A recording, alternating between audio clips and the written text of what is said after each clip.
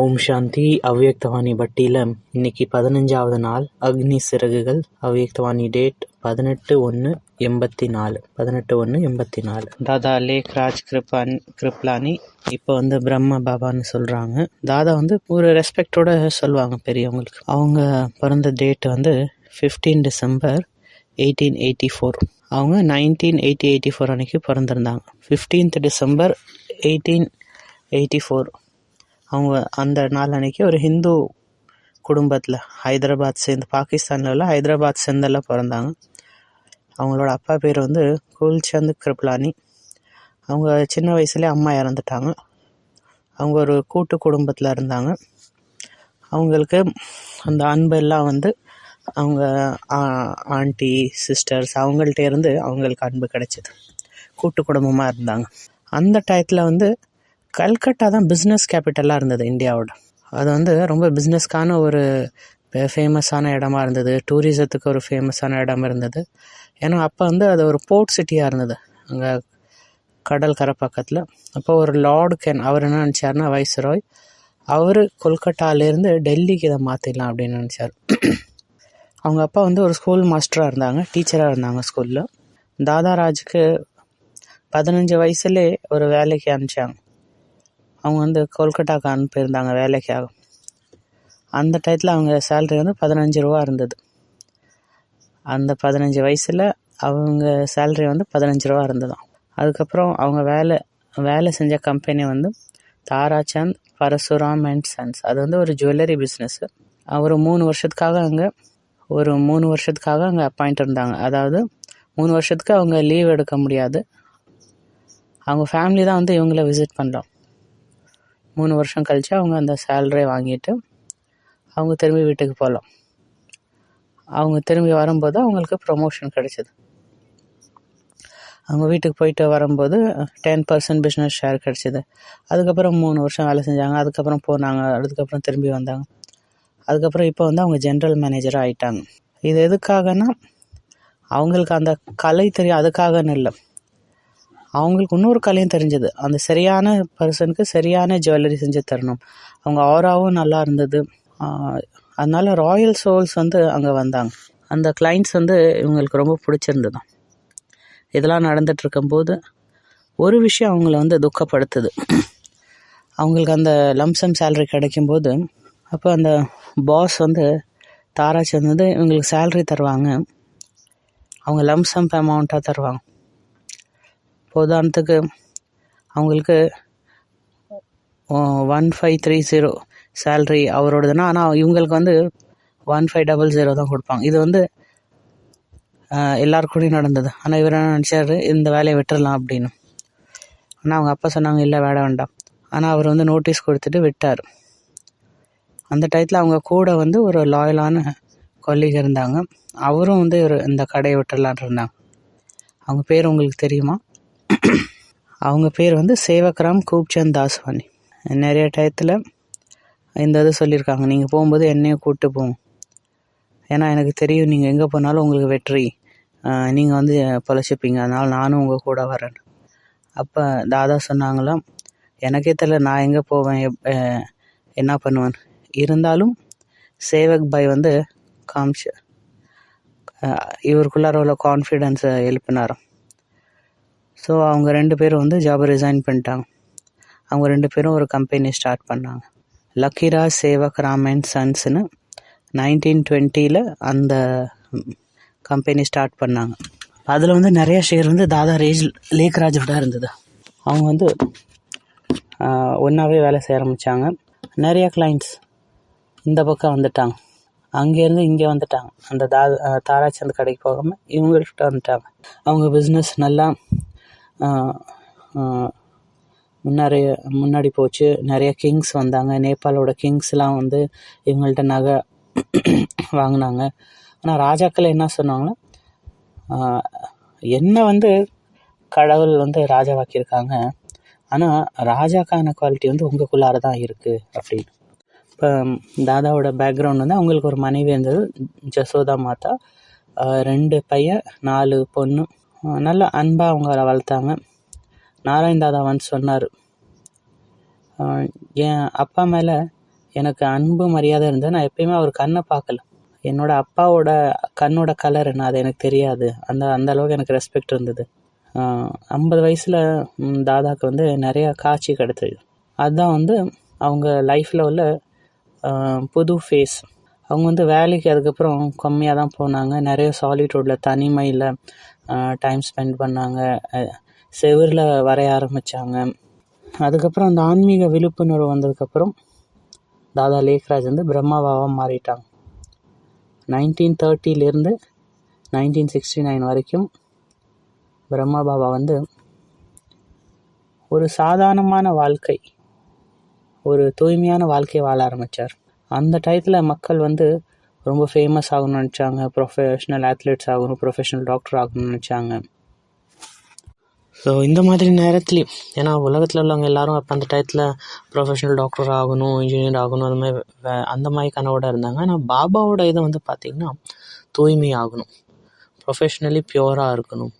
பாபாவோட எம்ஃபசிஸ் முழுவதும் வந்து தூய்மையாக இருக்கணும். அதில் வந்து பாபா இம்பார்ட்டன்ஸ் கொடுத்தார். எப்படி? அந்த தூய்மை கடலோட கனெக்ட் ஆகும்போது. அப்புறம் 1969 18th January அந்த டயத்தில் பாபா சம்பூர்ணமானார். அப்புறம் ஆத்மா சரீரத்தை விட்டு பறந்து போயிடுச்சு. அந்த நாளை தான் நினைவு நாள், ஸ்மிருதி திவஸ்னு சொல்லப்படுது. வேர்ல்ட் பீஸ் டேவும் சொல்லப்படுது.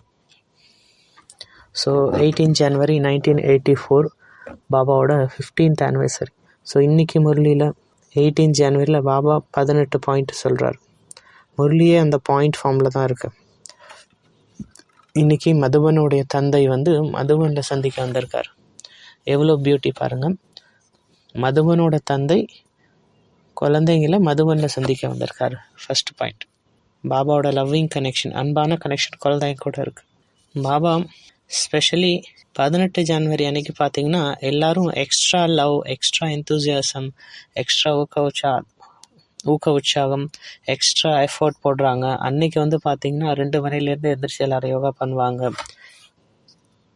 3:30 பார்த்திங்கன்னா அந்த நாள் அன்றைக்கி மதுபன் யோகா ரூம்லாம் ஃபுல்லாக பேக்காக இருக்கா. யார் அவ்வளோவா புருஷார்த்தம் பண்ணலன்னா கூட, ஆனால் அந்த டே வந்து அன்றைக்கி எல்லோரும் தன்னுடைய அந்த சம்பூர்ண ஸ்வரூபத்துக்கு வந்துடுறாங்க. ஏன்னா எல்லோரும் சம்பூர்ணம் ஆகணும்னு நினைக்கிறாங்க. பாபா இதை பார்த்து அதுக்கு ரெஸ்பாண்ட் பண்ணுறாரு. பாபா சொல்கிறாங்க, இதை ஃபீல் பண்ணுங்கள் கேட்கும்போது. நீங்கள் எப்பயுமே பாபாவுக்கு அன்பானவங்களாக இருங்க. நீங்கள் எப்பயுமே பாபாவுக்கு சக்திசாலியாக இருங்க. நீங்கள் எப்பயுமே ஊக்க உற்சாகத்தால் நிரம்பி இருங்க. நீங்கள் வந்து எப்பயுமே எல்லா பந்தனத்துலேருந்து விடுபட்டு இருங்க. யோகா அக்னி மூலியமாக. ஸோ ஃபஸ்ட்டு பாயிண்ட் வந்து பாபாவோட அன்பான கனெக்ஷன் குழந்தைங்க கூட. நெக்ஸ்ட்டு அன்பின் முத்துக்கள் வந்து வைரமாக மாறுது பாபா கிட்ட. உங்களுடைய அன்பின் கண்ணீர் வந்து பாபாட்ட வைரமாக மாறுது. பாபா வந்து எப்பயுமே அவங்க குழந்தைங்களை வந்து தெய்வீக குணங்களால் நிரப்பியிருக்கார். பாபா எப்பயுமே எக்ஸாம்பிளோடு சொல்லி புரிய வைக்கிறார். முரளியோட ஸ்லோகன்லாம் கூட பார்த்தீங்கன்னா டிவைன் குவாலிட்டி பற்றி பாபா சொல்லியிருக்காரு. பாபா சொல்கிறாரு, இந்த அன்பு, உங்கள் அன்பின் கண்ணீரை வந்து பாபா சொல்கிறாரு முத்துக்கள்னு சொல்கிறார். உங்களுடைய அன்பின் கண்ணீரை வந்து நான் வைரமாக மாற்றி என்னோடய இதயத்தில் சேமித்து வச்சுருக்கேன் அப்படின்னு பாபா சொல்கிறாரு. ஸோ அதனால் இந்த அன்பின் மூலியமாக பாபா நம்மளை வைரத்துக்கு சமமாக மாற்றுறாரு. ஃபஸ்ட்டு பாயிண்ட் பாபாவோட அன்பான கனெக்ஷன்.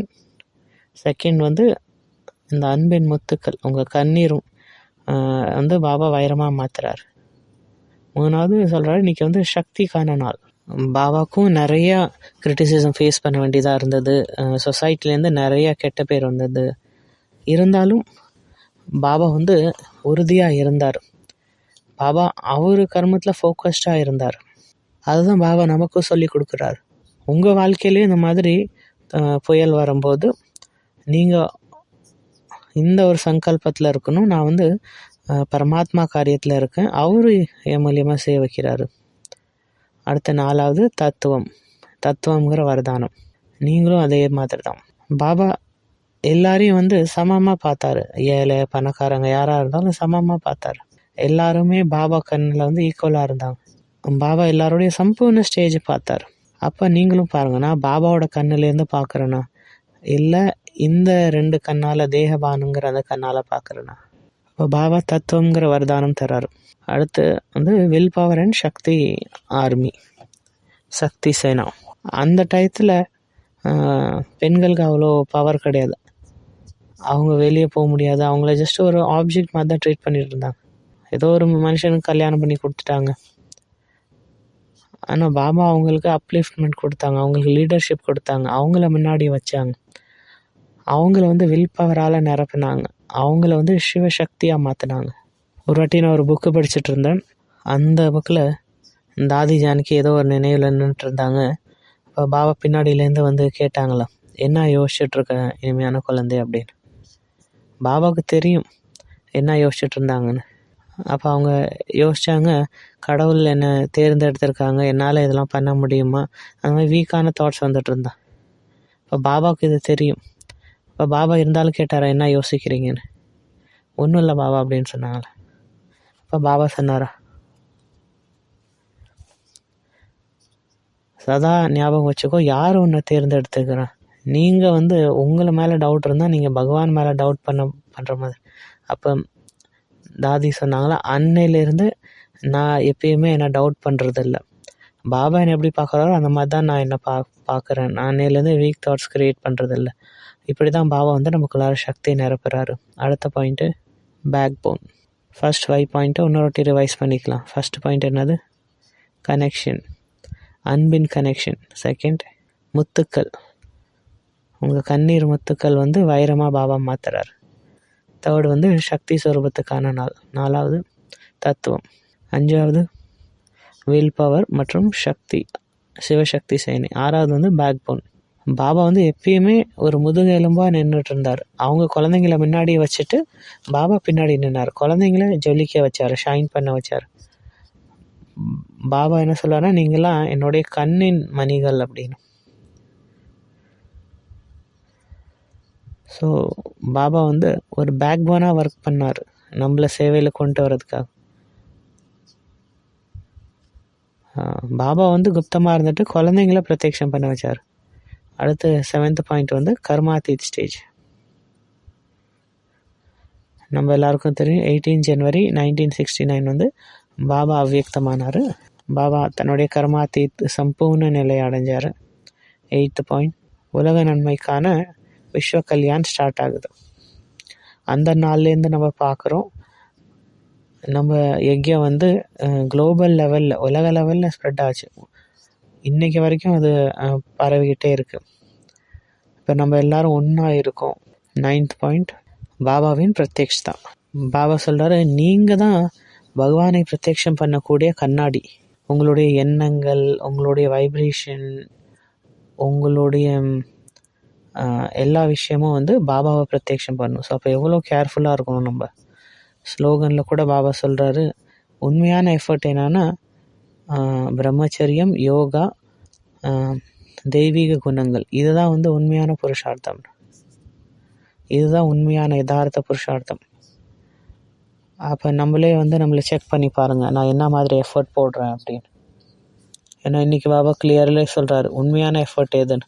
இந்த 3 தான், பிரம்மச்சரியம், யோகா. பிரம்மச்சரியம் வந்து ஆழமாக, மேலோட்டமாக இல்லாமல் ஆழமாக செலிபஸை ஃபாலோ பண்ணணும். யோகா மற்றும் திவ்ய குணத்தை தாரணை பண்ணணும். நம்ம திவ்ய குணத்தை தாரணை பண்ணும்போது தான் நம்ம பாபாவை பிரத்யக்ஷம் பண்ண முடியும், என்னுடைய பாபா எப்படி இருக்காரு அப்படின்னு. அப்புறம் 10th பாயிண்ட் வந்து பாபாவை இன்ட்ரடியூஸ் பண்ணுறது. பாபாவுடைய டீச்சிங் மூலியமாக, பாபாவுடைய எக்ஸாம்பிள் மூலியமாக பாபாவை ஃபாலோ பண்ணி நம்ம வந்து உலகத்துக்கு பாபாவை காமிப்போம். யாராவது நம்மளை பார்க்கும்போது அவங்களுக்கு எப்படி தெரியணும், அவங்களுக்கு வந்து பாபா தெரியணும். அந்த மாதிரி நம்ம இருக்கணும், அப்படி நம்ம வைப்ரேஷன் இருக்கணும். 11th பாயிண்ட், நீங்கள் வந்து அமைதியின் நட்சத்திரம் ஆகணும், டவர் ஆஃப் பீஸ் ஆகணும். அவ்வளோ அமைதியாக, அவ்வளோ அச்சலோடலாம், அவ்வளோ ஸ்டேபிளாக, அவ்வளோ அசைக்க முடியாத ஆத்மாவாக நீங்கள் மாறணும். 11th பாயிண்ட் வந்து டவர் ஆஃப் பீஸ் ஆகணும் நீங்கள். அடுத்து வந்து பாபா ரூமுக்கு போகலாம். பாபா ரூம் வந்து ரூம் ஆஃப் ஹார்ட். அங்கே வந்து பாபாவோட இதயத்தோட கனெக்ஷன் வைக்கணும். இப்போ பாபாவும் நம்மள்ட்ட அன்பாக இதயத்தோட பேசுகிறாரு.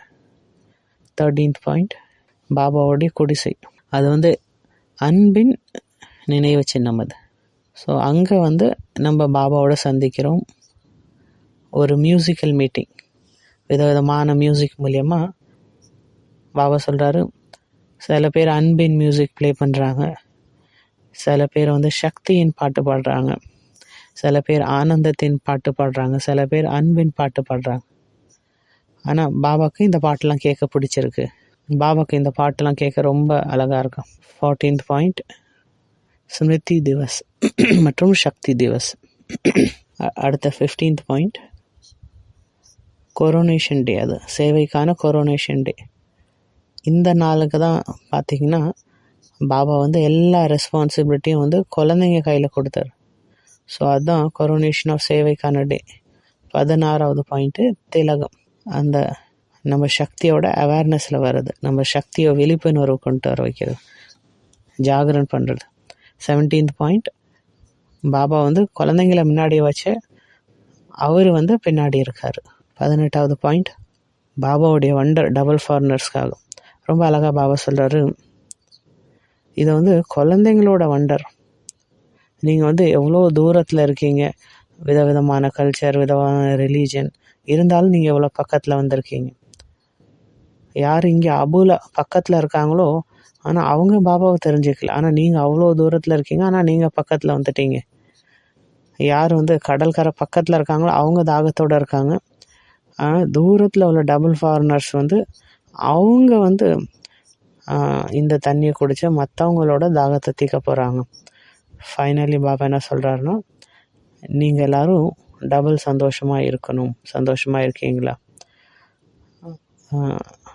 அன்றைக்கி அட்டாரா அன்றைக்கி எல்லோரும் ரொம்ப சந்தோஷமாக இருப்பாங்க. ஸோ அந்த மாதிரி நம்ம எப்பயுமே சதா சந்தோஷமாக இருக்கணும்.